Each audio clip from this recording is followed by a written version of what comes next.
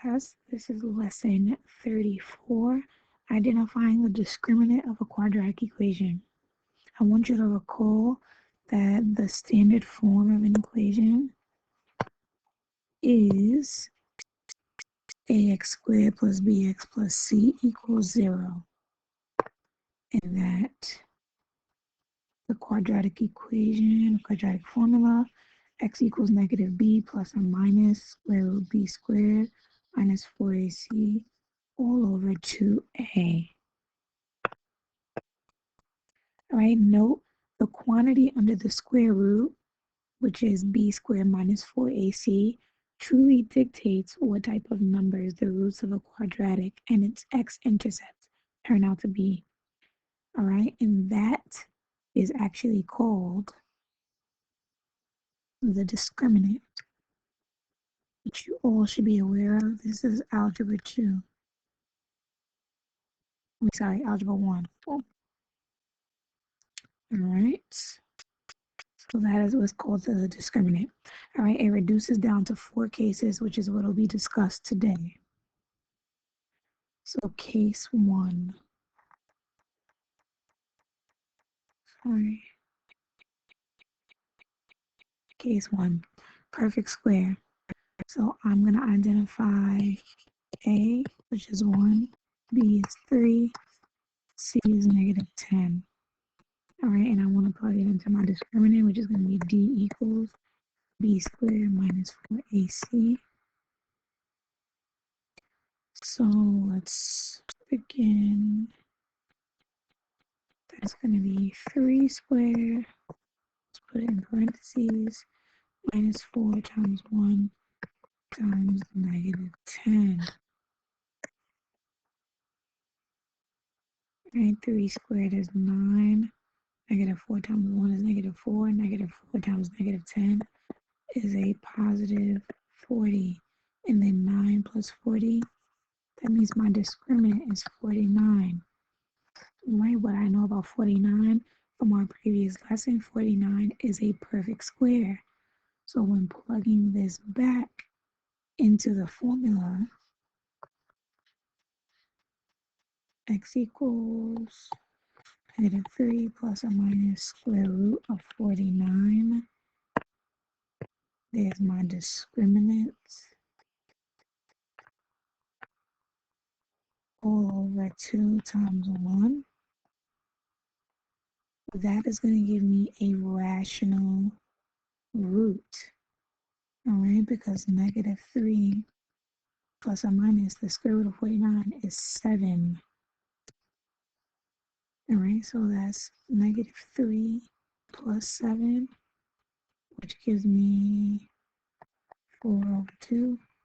And then negative 3 minus 7, which gives me negative 10 over 2. So my two roots are 2 and negative 5. Once you divide these, rational numbers are numbers that can be written as fractions. We've talked about rational and irrational numbers before in Algebra 1. All right, so because, what's going on the screen, sorry. So because you have two numbers that are rational,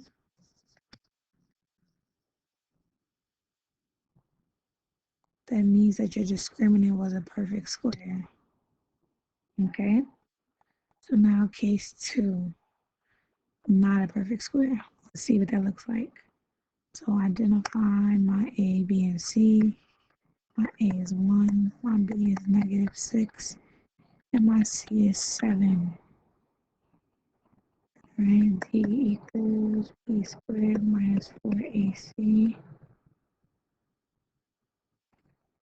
equals negative 6 squared minus 4 times 1 times 7.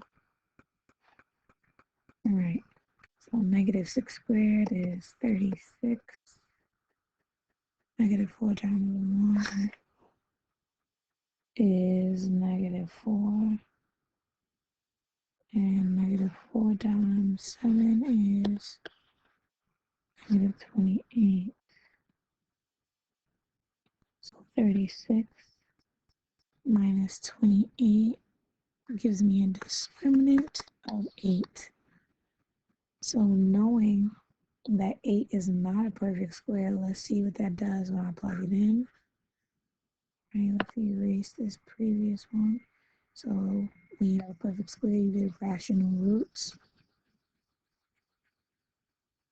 All right, let's see what happens when we get something that's not a perfect square. So x equals -6. You have to keep the original negative that was there and the negative that comes in the formula. Square root of 8 over 2. So x equals 6 plus or minus. When you break down 8, it breaks down to the square root of 4, square root of 2, divided by 2. X equals 6 plus or minus 2 square root of 2 divided by 2. The 2's and the 6 can be broken down. So it becomes x equals 3 plus or minus square root 2. All right, this is going to give me an irrational root. Okay, because of that square root 2, that gives me an irrational number. Then adding or subtracting that from 3 is still going to be irrational. All right, so by identifying whether or not the discriminant is a perfect square or not a perfect square, you can tell me if it's going to be rational or irrational roots for the x values or the x-intercepts as I stated in the note above. Okay, case 3. Let's erase this.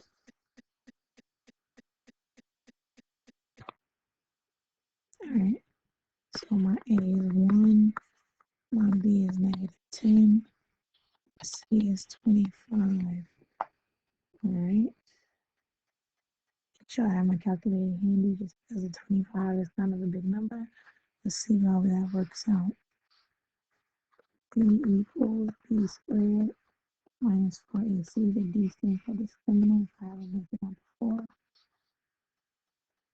So -10 squared minus 4 times 1 times 25.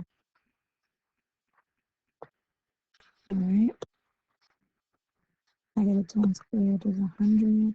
-4 times 1 is -4. -4 times 25 is also -100. So D is equal to 0. So everybody knows the square root of 0 is 0. But let's see what that does when we plug it in.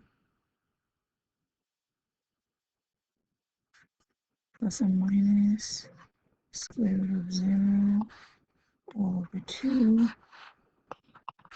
X equals 10 plus or minus 0 all over 2. So it's looking like I'm going to have a rational number as well. I'm going to write this all over here. So that's going to give me 10 divided by 2 because 10 plus 0 is 10. And then 10 minus 0 over 2, so that's going to be 10 over 2 again. So both of these equations equal out to 10 over 2. So that means both my x values will be 5. Okay, so this gives me the same, or let's say equal, let's say instead of saying the same, let's say equal. Let's use some math terms. All right, so equal rational roots. All right, equal because the 5 and 5 are the same number. Okay.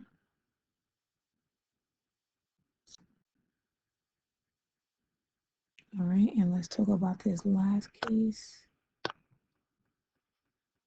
My A is 1, my B is -8, my C is 20.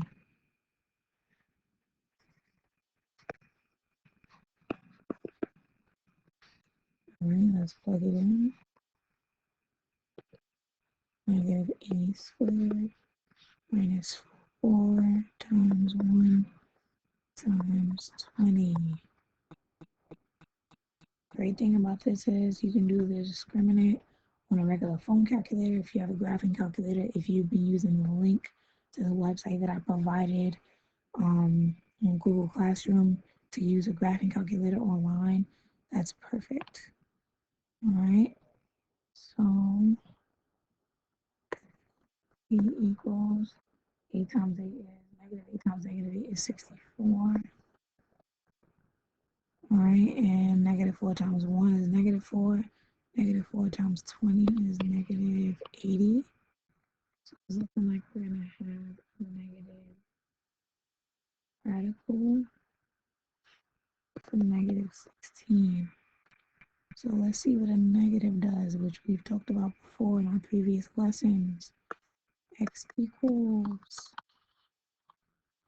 plus or minus square root negative 16 all over 2. X equals 8 plus or minus square root. So let's break down the square root of 16 into a negative 1 and a negative 16 all over 2. X equals 8 plus or minus, maybe I should flip that. Remember that the I always comes last. I should have put the negative 1 last, but it's fine. Square root of 16 is 4. Square root of negative 1 is I divided by 2. X equals the 2 can be divided into the 8 and the 4. So this becomes 1, this becomes 2, this becomes 4.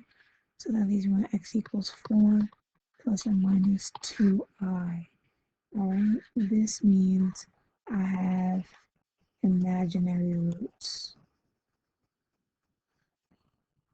All right, with imaginary roots, you may not see, or not may not, you won't see this this quadratic touching the x-axis because the roots are imaginary. All right, so definitely think about that as well. If you have a quadratic that you graph and the parabola isn't touching the x-axis, that means that there's some type of imaginary roots going on. All right, and this is a way to help you find that out. So what I just did is what you're gonna do for your U-try questions for A, B, and C. Find the discriminant, and you don't really have to go through the entire quadratic formula. You could just find the discriminant, and based off the discriminant, tell me whether or not the roots will be rational, irrational, or imaginary. You know for each case what they will be because I just provided that to you. All right. And let's review it really quick because I erased some of it, but let's just talk about it. For perfect squares, we're going to have rational roots. All right. For not perfect squares, numbers that are not, numbers that don't have two factors that are the same, excuse me, it will give you an irrational root. And when your discriminant is equal to 0, you'll have rational roots. And when your discriminant is less than 0, you'll have imaginary roots. All right. So you will solve these 3. Find the discriminant. Okay. Well, you don't have to solve them, but find the discriminant, simplify it, and then tell me whether it's rational, irrational, or imaginary. And then your homework are these 2 questions where you're doing the same thing because I kind of want to make sure you guys truly understand this. All right. This is your Thursday's assignment. Thursday, we normally have video chat on Google Meet at 3:30. I always post that information for you to join me. I miss you guys. If you have any questions about this lesson or any other lesson or quiz that we've had in the past, please, please, please, I urge you to join Google Meet. All right, I'm on there every Tuesday and Thursday at 3:30 p.m. All right, stay safe.